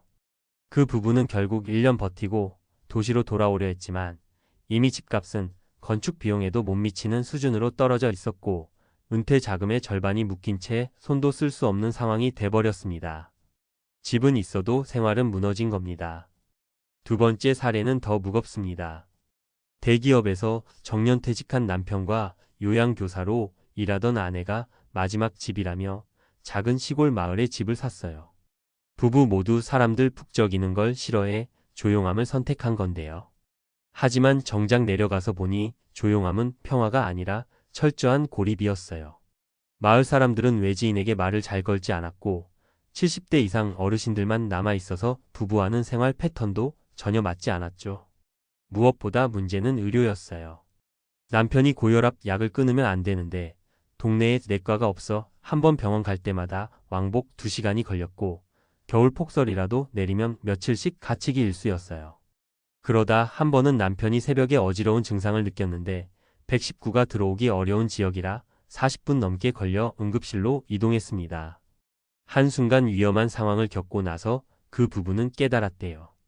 우리가 잘못된 데에 마지막 집을 지었구나. 세 번째 사례는 가장 흔한 경우일지도 모릅니다. 도시 생활비 부담 때문에 시골로 내려간 부부였어요. 남편 연금이 월 180만 원, 아내 연금이 월 70만 원. 도시에서 월세 내고 병원 다니며 살면 빠듯하니까 전원 생활이 답이라고 생각했죠. 그런데 막상 내려가 보니 생활비는 줄지 않았어요. 기름값, 난방비, 자동차 유지비, 예기치 못한 집 수리비는 도시에 있을 때보다 더 비쌌습니다. 무엇보다 집이 오래된 탓에 겨울마다 난방비 폭탄이 떨어졌고 그걸 감당하려다 결국 남편의 노후 자금 일부를 꺼내 쓰기 시작했어요. 2년쯤 지나니 둘 다 말하더래요. 도시에서 조금 불편하게 살 걸 왜 우리가 여기를 선택했지? 근데 이미 집은 쉽게 팔리지 않았고 다시 도시로 가기엔 자금이 모자랐습니다. 그 부부는 시골에서의 선택이 자신들을 묶어버린 족쇄가 됐다고 고백했어요. 이 세 가지 사례가 보여주는 건 단순합니다. 시골이 잘못된 게 아니에요. 은퇴자에게 시골이 준비 없이 가기 가장 위험한 선택이라는 게 사실인 겁니다. 많은 은퇴자들이 이렇게 오해해요. 집만 있으면 생활비는 적게 들겠지. 공기 좋으니 건강해지겠지. 이웃들과 금방 친해지겠지. 하지만 현실은 정반대죠. 집 수리비는 예측 불가능하게 나오고 의료 접근성은 도시와 비교 자체가 어렵고 이웃들은 몇십 년 전부터 서로 알고 지낸 공동체라 쉽게 끼어들 수 없습니다. 시골은 멈춰 있는 곳 같지만 은퇴자의 몸은 멈추지 않아요. 계속 병원과 도움을 필요로 하게 됩니다. 그리고 시골은 그 도움을 즉시 받을 수 없는 곳이 많습니다. 또 하나 크게 간과하는 게 있어요. 시골은 일자리가 없습니다. 도시에서 소일거리라도 하던 분들은 내려가면 그저 소비만 하는 삶이 돼요. 목적이 사라지는 순간 우울감도 덮쳐옵니다. 은퇴자들이 전원 생활을 시작했다가 몇 년 만에 다시 도시로 돌아오고 싶은 이유가 바로 이거예요. 문제는 돌아오고 싶어도 집이 안 팔린다는 겁니다. 시골집은 수요가 많지 않고 특히 외지인이 지은 전원주택은 현지에서 쉽게 사려고 하지 않아요. 매물이 수년째 나와 있어도 팔리지 않는 이유입니다. 그래서 전원주택을 짓거나 귀촌을 할 때 은퇴자들이 가장 크게 실수하는 게 바로 마지막 집이라고 생각하고 모든 걸 투자하는 선택이에요. 마지막 집이 아니라 체험해보고 검증한 뒤에 선택해야 하는 다음 집이어야 했던 건데 말이죠. 은퇴 후 시골이 행복한 삶을 보장해주는 곳이 될 수도 있어요. 하지만 그건 준비된 사람에게만 해당됩니다. 준비되지 않은 사람에게는 도시보다 두세 배 빨리 노후를 무너뜨리는 위험한 선택일 수 있습니다. 많은 분들이 이렇게 말합니다. 시골은 여행으로 갈 때 가장 좋다. 사는 곳은 따로 둬야 한다. 그 말이 괜히 나온 게 아니에요. 노후의 마지막 집을 짓는다는 건 단순한 건축이 아니라 인생의 방향을 새로 설계하는 일입니다. 그만큼 신중해야 하고 때로는 로망보다 현실을 우선해야 해요. 시골로 내려갔다가 망가진 부부들의 공통점을 보면요. 하나같이 내려가기 전에 살아보는 과정을 건너뛰었다는 점이에요. 잠깐 여행 가서 조용하고 공기 좋은 것만 보고 여기 살면 좋겠다 하고 결정하는 경우가 정말 많아요. 그런데 그건 마치 날씨 좋은 날 아파트 모델하우스만 보고 바로 계약하는 거랑 똑같아요.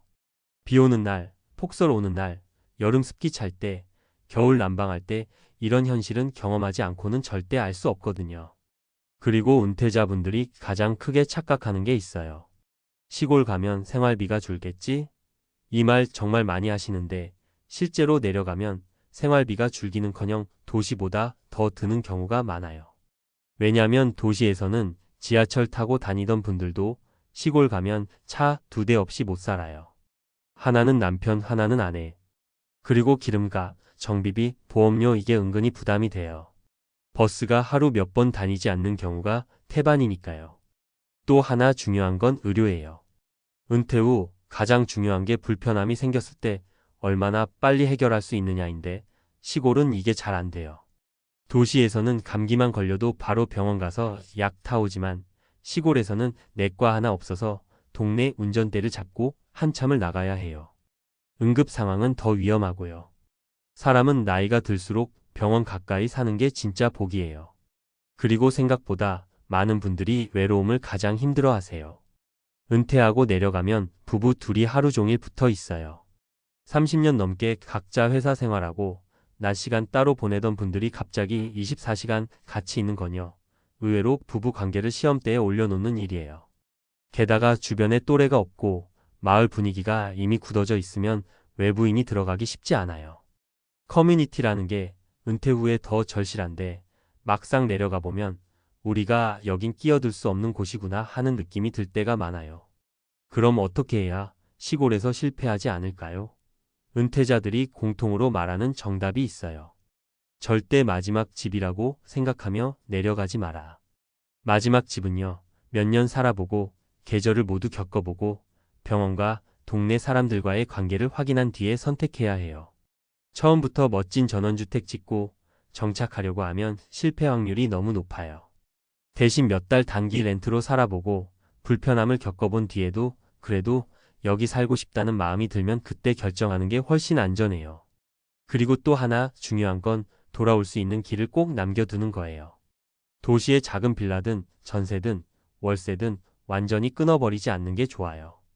돌아올 집이 없어지면 선택지가 사라지고 선택지가 사라지면 노후는 한순간에 무너지거든요.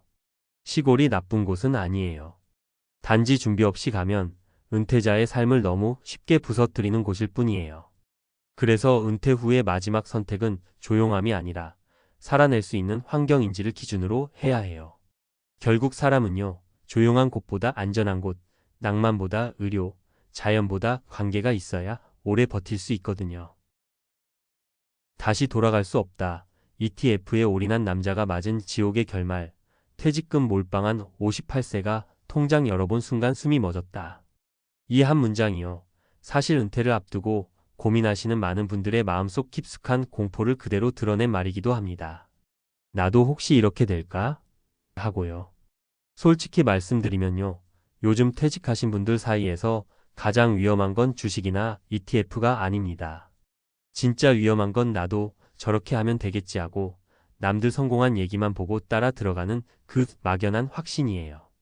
이 공포의 이야기는 누군가를 비난하려고 하는 게 아니라 정말 우리가 은퇴를 준비할 때 어디서부터 무너지는가. 그걸 보여주려는 겁니다. 왜냐하면 똑같은 길을 걷는 분들이 너무 많거든요. 퇴직금이요. 정말 평생 한 번 받는 목돈입니다. 이걸 어디에 넣느냐에 따라 은퇴 이후 20년, 30년이 완전히 갈라져요. 그런데 요즘 분위기 보시면 아시죠? 예금 금리 낮다고 무조건 ETF가 답이라며 한 번에 몰아넣는 경우가 얼마나 많은지. 문제는 그게 은퇴자에게는 가장 위험한 방식이라는 걸 잘 모른다는 겁니다. 젊은 사람은 버티면 되지만 은퇴자는 버티는 시간이 없어요. 그게 현실입니다. 그래서 오늘은 ETF에 전부를 걸었다가 은퇴 후 지옥을 맛본 58세 남자의 사례를 중심으로 실제로 어떤 일이 벌어지는지 그리고 우리가 어떻게 준비해야 하는지 차근차근 현실적으로 말씀드려 볼게요. 먼저 그 남자 이야기부터 들어보세요. 58세에 퇴직한 그는 가족을 위해 30년 넘게 일해서 마련한 퇴직금을 단 하루도 쉬지 않고 투자해야 한다는 압박감에 시달렸어요. 주변 친구들은 이미 S&P 500으로 매달 배당 받고 있다며 인터넷에는 예금은 호구가 하는 것이라는 말이 넘쳐났고요. 결국 그는 예금을 해지하고 모든 돈을 ETF에 올인했습니다. 그 순간부터 사실 인생의 방향은 이미 정해진 거예요. 하루는 괜찮아 보였고 이틀도 괜찮았어요. 근데요, 셋째 주가 되자 통장에는 빨간 숫자가 번지기 시작했습니다. 이 정도 조정은 일상이다 하라는 말만 믿고 버텼는데 그 조정은 단순한 조정이 아니라 시장의 하락 사이클 초입이었죠. 문제는요, 젊은 투자자는 5년, 10년을 버티면 됩니다. 하지만 은퇴자는 버티는 동안 생활비가 계속 빠져나가요. 이게 가장 무섭습니다. 그 남자도 마찬가지였습니다. 생활비가 빠져나가면서 마이너스 난 계좌는 더 깊어졌어요. 환율까지 흔들리면서 손실폭은 더 커졌고요. 통장을 열어본 순간 그는 숨이 멎었습니다. 퇴직금의 3분의 1이 사라져 있었어요. 그때 그는 말했습니다. 진짜 무서운 건 잃은 돈이 아니라 잃은 시간이다. 그 돈은 다시 모을 수 없어요. 은퇴자는 다시 일을 해도 예전만큼 벌지 못합니다. 그러니 그 손실은 단순한 숫자가 아니라 노후의 안정성 자체가 무너진 것과 같아요. 여기서 비슷한 사례들을 하나씩 말씀드릴게요. 이건 특정 개인만의 문제가 아니라 지금 현실에서 정말 너무 많이 벌어지고 있는 일이에요. 첫 번째 사례는요, 61세 여성분입니다. 퇴직금 2억 중 1억을 ETF에 넣고 나머지 1억은 예금으로 묶어두려고 했어요. 근데 사람 마음이 그렇잖아요. 투자한 쪽에서 하루에 몇십만 원씩 움직이는 걸 보니까 가만히 있어도 조급해지죠. 주변에서는 요즘은 예금 넣으면 손해라고만 하고요. 결국 예금도 모두 해지하고 ETF에 넣었습니다. 문제는 하락장이 1년 가까이 이어졌다는 거죠. 생활비를 위해 팔고 또 팔면서 손실 확정이 되었고 지금은 다시 예금으로 돌아왔지만 원금의 40%가 사라졌습니다. 그분이 한 말이 아직도 잊히지 않아요. 젊을 때와 다르게 회복이 안 되더라고요. 마음도 돈도. 두 번째 사례는 55세 부부입니다. 둘 다 조기 퇴직을 했고요. 퇴직금 합쳐서 4억 정도를 받았어요. 이왕 하는 거 크게 벌자는 욕심이 생겼고 유튜브에서 알려주는 은퇴자는 ETF가 답이라는 말만 믿고 올인했습니다.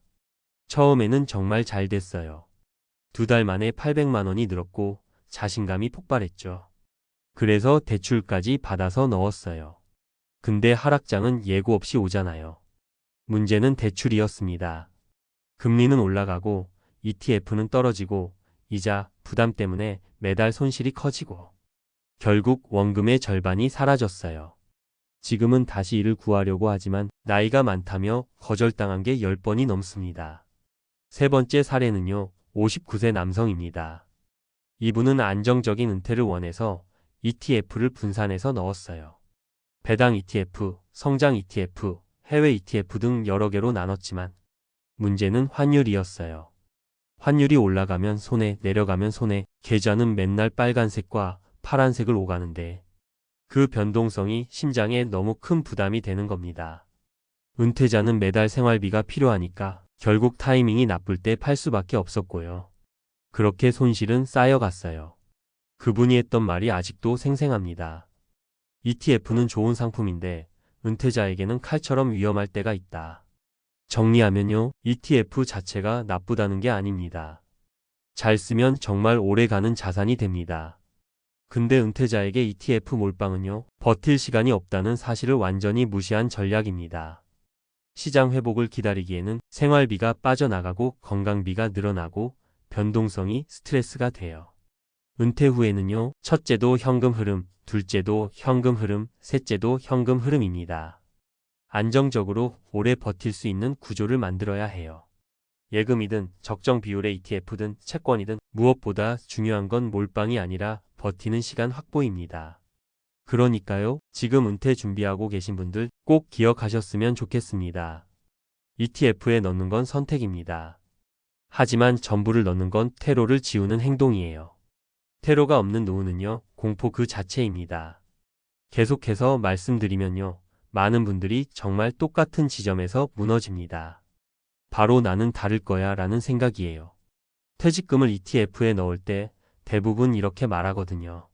난 장기 투자할 거니까 걱정 안 해도 돼. 근데요, 은퇴 이후의 장기는 젊을 때의 장기하고 완전히 달라요. 생활비는 멈추지 않고 빠져나가고 언제 어떤 의료비가 터질지 모르고 심리적으로도 계좌가 흔들리면 잠이 오질 않습니다. 그래서 제가 은퇴자분들께 항상 드리는 말이 있어요. 투자는 버티는 사람의 게임인데 은퇴자는 버틸 체력과 시간이 없다는 겁니다. 이걸 인정하는 순간부터 노후 설계가 완전히 달라집니다. ETF 올인으로 지옥을 경험한 분들이 공통적으로 후회하는 말이 또 하나 있어요. 내가 왜 처음부터 돈을 나눠두지 않았을까? 은퇴 후에는 정말 이게 핵심이에요. 돈을 어디에 넣느냐보다 돈을 어떻게 나누느냐가 훨씬 중요합니다. 예를 들면 생활비 3년치는 무조건 안전 자산으로 확보해두고 그 다음 여유 자금을 시장에 넣어도 늦지 않아요.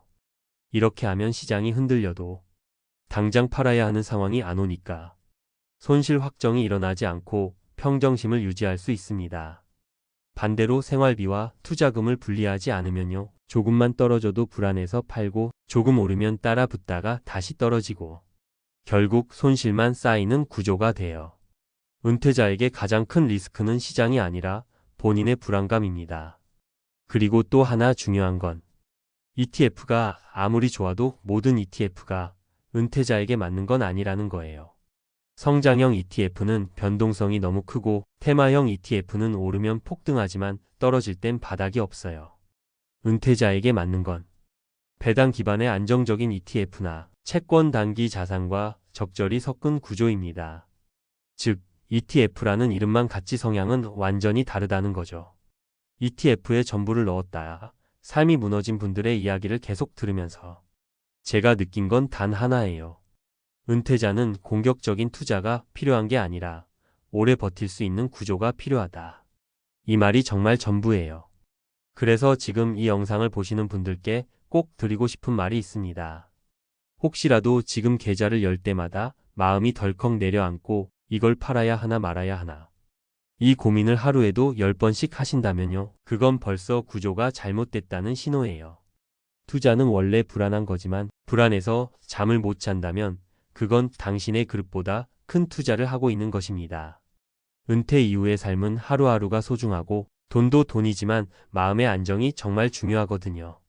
그러니까요, 지금이라도 포트폴리오를 다시 나누는 건 절대 늦은 게 아닙니다. 돈을 지키는 게 돈을 버는 것보다 훨씬 어려운 시대이니까요. 특히 은퇴자라면 첫째도 안전, 둘째도 안전, 셋째도 안전입니다. 진짜 무서운 건요, 폭락이 아닙니다. 폭락은 그래도 뉴스라도 떠서 사람을 놀래키고 정신을 번쩍 들게 하거든요. 근데 50대가 겪는 진짜 공포는 조용히 찾아옵니다. 아무 소리도 없이, 경고도 없이 통장 잔고가 서서히 피처럼 빠져나가는 그 느낌. 본인은 아무것도 하지 않았는데 수십 년 모은 돈이 슬며시 줄고 또 줄고 정신 차려보면 아니, 내가 뭘 잘못한 거지? 하고 손이 덜덜 떨리기 시작하는 그 순간입니다. 사람들이 ETF를 왜 믿을까요? ETF는 안전하다. ETF는 분산이다. ETF는 결국 오른다. 이 문장들이 마치 주문처럼 돌고 돌아요. 특히 50대에게는 더 매력적으로 들립니다. 왜냐하면 빠르게 돈을 불릴 시간도 모자라고 안정성이 절대적으로 필요한 나이니까요. 그래서 결국 대부분이 같은 실수를 반복합니다. 그래, ETF는 펀드보다 낫고 개별주보다 안전하지, 이거면 노후는 되겠지. 그렇게 믿은 순간부터 문제가 시작됩니다. 은퇴 준비라는 게 사실 복잡한 건 아닌데 사람들은 너무 뒤늦게 깨닫습니다. 50대에 접어들면 이미 회복 시간이 짧아요. 20살, 30살 때는 투자하다가 반토막이 나도 다시 벌면 되거든요. 근데 50대는 다릅니다. 회복 시간이 짧고 의료비, 생활비, 자녀 지원비 같은 고정 지출은 커지고 무엇보다 은퇴가 쫓아오듯 다가오니까요. 그러니까 ETF가 흔들리는 순간 그 공포는 배가 됩니다. 이거 다시 오를까? 가 아니라 이걸로 난 살아야 하는 데가 먼저 떠오르니까요. 실제로 50대가 ETF만 믿었다가 큰 충격을 받는 이유는 아주 단순합니다. ETF 자체의 문제가 아니라 그 ETF에 올인해버린 본인의 구조 때문이에요. 그러니까 ETF가 잠깐만 흔들려도 삶 전체가 흔들리는 거죠. 이게 바로 가장 커다란 함정입니다. 제가 들려드리고 싶은 사례가 3가지 있어요. 이거 듣고 나면 왜 많은 50대가 ETF에 당했는지 딱 이해가 되실 거예요. 첫 번째 사례는요, 캘리포니아에서 27년 일하다가 조기 퇴직한 한 분 이야기입니다. 이분은 회사에서 받은 퇴직금과 401k를 거의 전부 S&P 500 ETF에 넣었어요. 상승장일 때는 좋았죠. 주변 사람들한테 ETF가 최고야 하고 말할 정도였으니까요. 근데 1년 뒤 시장이 흔들리면서 평가 금액이 30% 넘게 떨어졌습니다. 이분 말이요, 숫자만 떨어진 게 아니라 본인의 건강도 같이 무너졌대요. 스트레스 때문에 잠도 못 자고 밥도 체하고 하루 종일 숫자만 들여다보다가 내가 은퇴를 너무 일찍 한 건가? 하고 후회가 밀려왔답니다. 이게 ETF 때문이 아니라 올인 구조 때문이에요. 노후 자산에서 안전판이 사라졌으니까. 두 번째 사례는 뉴저지에 사는 58세 여성분 이야기예요. 이분은 자녀 둘 대학 보내느라 평생 돈을 제대로 모으지 못했어요. 그러다가 유튜브에서 ETF만 사면 노후 끝이라는 영상을 보고 작은 목돈을 한 번에 투입했습니다. 근데 이게 참 슬픈 게요. 투입한 순간부터 떨어지기 시작하는 바람에 손 뗄 수도 추가 투자할 수도 없는 상황이 되어버렸어요.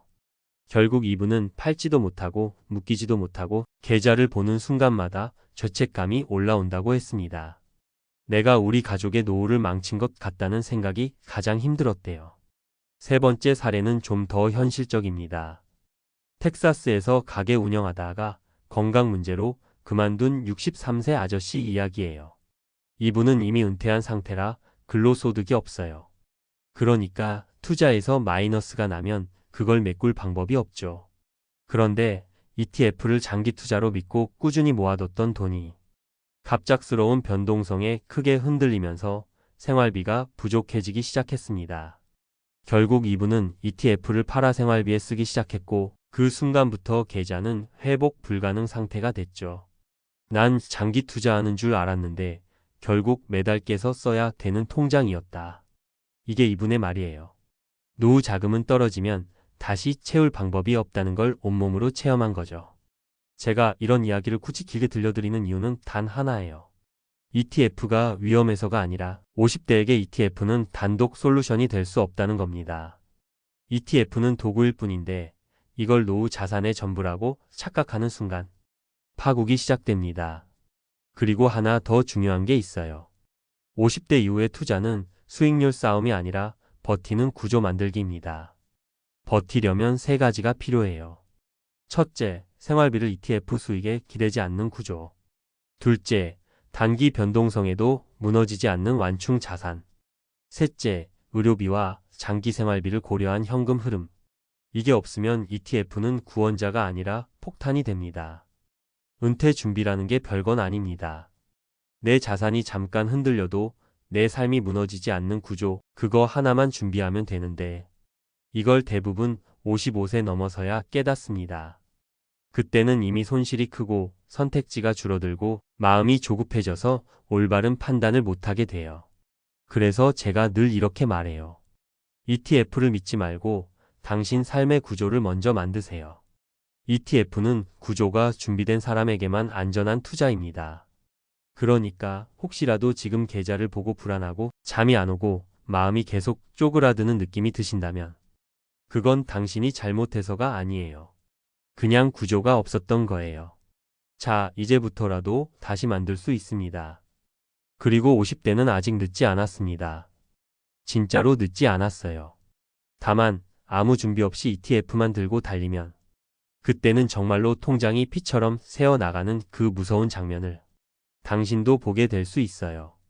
그럼 이제부터 이어서 말씀드릴게요. 앞에서는 왜 50대에게 ETF가 공포가 되는지 그 구조 자체가 얼마나 취약한지를 이야기했죠. 근데 진짜 문제는요. 대부분의 50대가 손실을 만회하려고 더 위험한 선택을 하기 시작한다는 겁니다. 이게 바로 두 번째 추락이에요. 첫 번째 추락은 시장 때문이지만 두 번째 추락은 본인이 만든 겁니다. 사람이 불안해지면요. 이상하게도 더 빨리, 더 크게 벌고 싶어져요. 손실난 만큼 다시 채워야 한다는 압박이 계속 머리를 짓누르거든요. 그러다 보니 평균 단가 낮춰야지, 이번엔 괜찮겠지, 이런 생각이 스멀스멀 올라오고 결국 더 많은 돈을 위험 자산에 넣어버립니다. 근데 50대는 이미 소득 정점이 지났잖아요. 즉 잃으면 다시 채울 방법이 없어요. 그래서 여기서의 선택은 거의 치명타가 됩니다. 실제로 많은 전문가들이 경고하는 게 바로 이겁니다. 50대는 손실 만회형 투자에 절대 들어가면 안 된다는 거죠. 시장은 기다리면 돌아오지만 50대의 시간은 돌아오지 않아요. 그러니까 회복이 느린 자산에 너무 많은 걸 걸면 결국 삶이 무너집니다. 여기서 꼭 기억하셔야 할 게 하나 있어요. 당신이 ETF 때문에 불안한 게 아니고 ETF가 손실을 냈기 때문도 아니에요. 문제는 당신 자산이 ETF 하나에 묶여 있다는 그 사실입니다. 그러니까 단순히 ETF를 팔고 다른 걸 사면 해결되는 문제가 아니죠. 자산 구조 자체를 다시 짜야 합니다. 제가 이 단계에서 만난 분들 대부분이 공통적으로 하는 말이 있어요.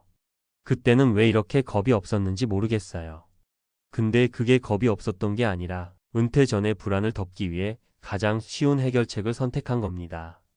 ETF는 너무 단순하고 너무 편해서 마치 정답처럼 느껴지거든요. 그래서 사람들은 구조를 만들기보다 ETF를 사버립니다. 이게 최악의 선택임을 모르고요. 지금 당신이 해야 할 건 단 하나예요. 현금 흐름을 되살리는 것. 이 흐름이 살아나야 ETF든 채권이든 무엇이든 제대로 굴러갑니다. 현금 흐름이 있어야 변동성도 견딜 수 있고 손실이 나도 기다릴 수 있고 의료비가 갑자기 나와도 투자를 깨지 않습니다. 이게 바로 노후 자산의 핵심입니다. 그리고 마지막으로 꼭 전하고 싶은 말이 있습니다. 당신은 망하지 않았습니다. 지금 손실난 계좌가 당신의 실패를 의미하지 않아요. 그건 단지 경고음일 뿐입니다. 이제는 방향을 바꿔야 한다는 신호예요. 50대의 노후는 아직 충분히 바로 세울 수 있습니다. 다만 ETF 하나만 믿고 가려 한다면 앞으로의 충격은 지금보다 훨씬 더 클 수 있어요. 그러니까 지금 이 순간이 가장 중요한 시점입니다. 당신의 자산을 지키고 당신의 노후를 지키고 마지막으로 당신의 삶을 다시 세우는 두 번째 기회. 그 기회는 아직 충분히 살아 있습니다. 은퇴해서 제주도 내려가는 게 평생의 로망이라고 말하는 순간 저는 속으로 살짝 겁이 납니다. 왜냐하면 너무 많은 분들이 같은 말을 했다가 너무 비슷한 방식으로 무너졌거든요. 제주도에 새 들어간 그날부터 악몽이 시작됐다는 66세 정비사분의 이야기는 결코 남의 얘기가 아닙니다. 게스트하우스 문 연 날이 인생이 끝난 날이었다고 말할 정도였으니까요. 그리고 이 이야기는 제주도만의 문제가 아니라 은퇴 후 삶을 준비하는 방식 전체를 뒤흔드는 경고이기도 합니다. 사실 많은 분들이 그러세요. 평생 일만 했는데 이제 좀 쉬고 싶다. 제주에서 조용히 소박하게 살고 싶다. 게스트하우스 하나 열면 용돈벌이는 되겠지. 이 마음을 제가 어떻게 모르겠습니까? 은퇴하면 제일 먼저 찾아오는 감정이 여유에 대한 갈망이고 제일 무서운 감정이 앞으로 뭘 해야 하지? 라는 막막함이거든요. 그러니 푸른 바다 보이며 손님 몇 명 받으면서 조용히 살겠다는 그 평화로운 그림이 얼마나 강하게 사람을 끌어당기는지 잘 압니다. 문제는 현실이 그 그림과 너무 다르다는 거죠. 제주에서의 삶은 그냥 다른 동네로 이사 가는 게 아니라요. 완전히 다른 생태계로 들어가는 겁니다. 물가도 다르고 노동 환경도 다르고 인간관계도 다르고 관광업은 계절마다 천국과 지옥이 갈립니다. 하지만 은퇴자들은 이걸 체감하기 전에 돈을 넣고 시간을 넣고 인생을 걸어버립니다. 그리고 딱 3년 만에 모든 걸 잃고 고물 캠핑카에서 밤을 보내는 66세 정비사님의 현실은 너무 흔해서 더 무섭습니다. 이분이 처음 제주로 내려갈 때도 자신만만했다고 해요. 평생 오항공에서 정비사로 일했으니 꼼꼼하고 책임감 있게 일하는 건 자신 있었고 고객 응대도 자신 있었대요. 그러니 게스트하우스 운영은 어렵지 않을 거라 판단했죠. 여기에다 은퇴자가 제주 가서 계야 열었다야 성공했다는 유튜브나 기사들이 넘쳐나니까 본인도 할 수 있다는 확신이 생긴 거죠. 하지만 현실은 정반대였습니다. 첫 달은 손님이 몰렸습니다. 제주가 너무 예뻐 보였고 모든 게 잘 될 것 같았죠. 하지만 두 번째 달부터 진짜 현실이 모습을 드러내기 시작했습니다.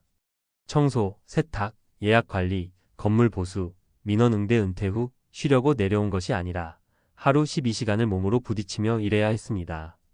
게스트하우스는 편한 사업이 아니라 몸을 갈아 넣는 사업이거든요. 특히 은퇴 나이에는 더 벅찰 수밖에 없습니다. 문제는 이게 끝이 아니었습니다.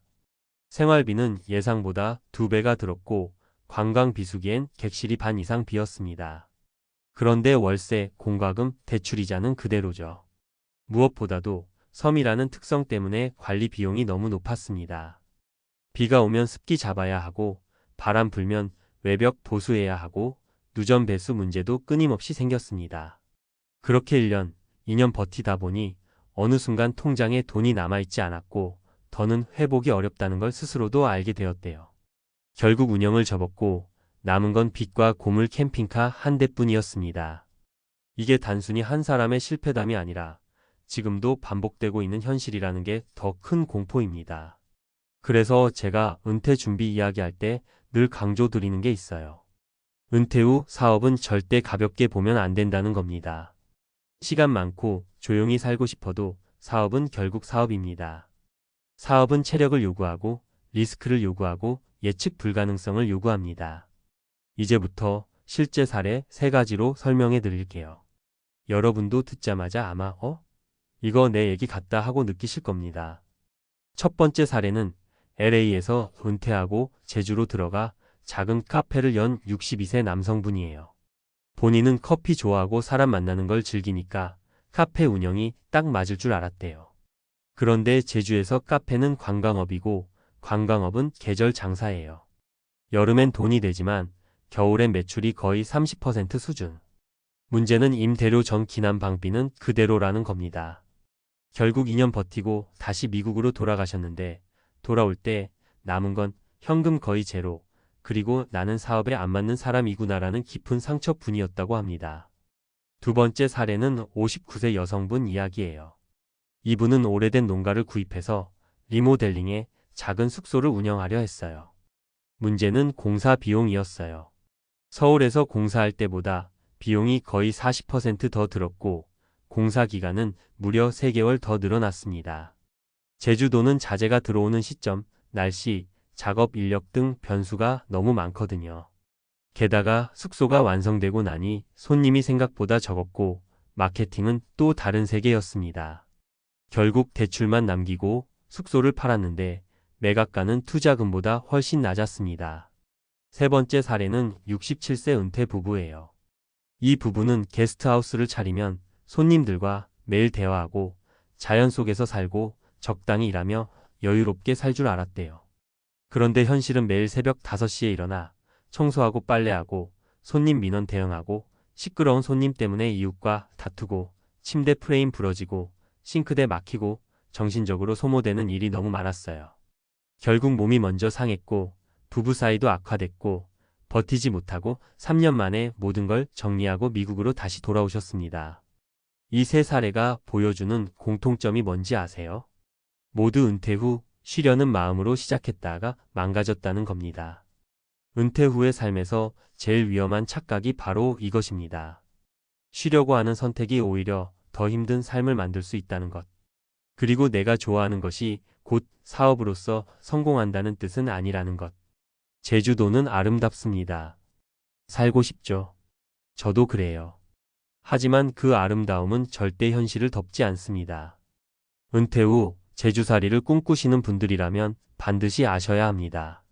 거긴 꿈꾸는 사람이 사는 곳이 아니라 준비된 사람만 버티는 곳입니다. 자본, 체력, 사업 경험, 기후 적응력, 인간관계, 마케팅 이 모든 게 필요한 곳입니다.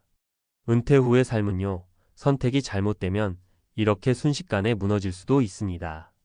하지만 반대로 정확한 준비와 현실적인 계획을 가지고 움직이면 무너지지 않을 수도 있습니다. 지금 이 이야기를 들으시는 여러분이라면 적어도 무방비 상태로 뛰어들지는 않으실 겁니다. 그리고요, 많은 분들이 마지막에 꼭 이렇게 물으세요. 그럼 제주살이는 아예 하면 안 된다는 건가요? 절대 그런 뜻이 아닙니다. 제주살이를 하셔도 됩니다. 다만 관광지의 로맨스가 아니라 은퇴자의 현실로 접근해야 한다는 거예요. 준비 없이 들어가면 망하는 구조고 준비하고 들어가면 버틸 수 있는 구조라는 뜻이죠. 제일 먼저 필요한 건 수입 구조예요. 게스트하우스든 카페든 농가 체험이든 노후 용돈벌이라는 단어를 머릿속에서 깨끗하게 지워야 해요. 제주에서의 사업은 서울보다 더 빡세고 미국보다 더 변수가 많습니다. 편하게 여유롭게가 절대 안 됩니다. 몸, 돈, 시간 세 가지를 동시에 써야 한다는 걸 인정해야 닿을 수 있는 길이에요. 둘째는 비수기 쇼크를 감당할 체력과 예비비예요. 모든 관광 도시는 매년 겨울마다 피폐해집니다. 손님이 없는 건 둘째고 난방비가 너무 올라요. 게다가 바람 습기 염분 때문에 집 고치는 비용이 기가 막힙니다. 이걸 버티지 못하면 66세 정비사님처럼 딱 3년을 못 넘기는 거예요. 셋째는 고립감입니다. 제주살이 실패한 분들 거의 모두가 이 부분을 얘기해요. 처음엔 바다가 너무 좋고 공기 좋고 사람도 친절해 보이죠. 근데 문제는 제주에 와서 은퇴자라는 신분이 되는 순간 동네에서 깊은 인간관계를 만들기가 생각보다 어렵습니다. 은퇴 후엔 작은 외로움도 크게 다가오는데 섬에서는 그 감정이 훨씬 빠르게 불어납니다. 심지어 사업까지 힘들면 사람은 혼자 있는 시간에 무너지는 거예요. 넷째는 떠날 수 있는 백업 플랜이에요. 많은 분들이 제주에 가기 위해 전 재산을 팔아요. 특히 미국 집을 팔고 한국 집을 팔고 다 정리해서 내려가죠. 근데 이건 정말 위험한 구조입니다. 떠나고 싶어도 떠날 수 없는 상황이 되면 삶 전체가 갇혀버립니다. 실패하더라도 돌아갈 집, 돌아갈 자산, 돌아갈 선택지는 반드시 남겨두셔야 해요. 마지막으로 꼭 말씀드리고 싶은 게 있어요. 은퇴 후 삶은 어디에서 사느냐보다 어떻게 사느냐가 훨씬 중요하다는 사실이에요. 어떤 사람은 제주에서도 행복하게 삽니다. 어떤 사람은 미국에서도 매일 불평하고 살아요. 장소가 삶을 바꾸는 게 아니라 준비와 마음가짐이 삶을 바꾸는 거예요. 은퇴를 했다는 건 이제 인생의 두 번째 장이 시작됐다는 뜻입니다. 그 시작을 로맨스로 여는 순간 현실은 그 로맨스를 아주 잔인하게 찢어버립니다. 하지만 그 시작을 현실로 여는 사람은 오히려 더 자유로워져요. 그리고 그 자유가 여러분을 지켜줍니다. 그러니 지금 이 영상을 듣고 계신 여러분이라면 단 하나만 기억하세요. 준비된 은퇴자는 절대 무너지지 않는다. 그리고 여러분은 이미 무너지지 않기 위해 첫 번째 준비를 하고 계신 겁니다.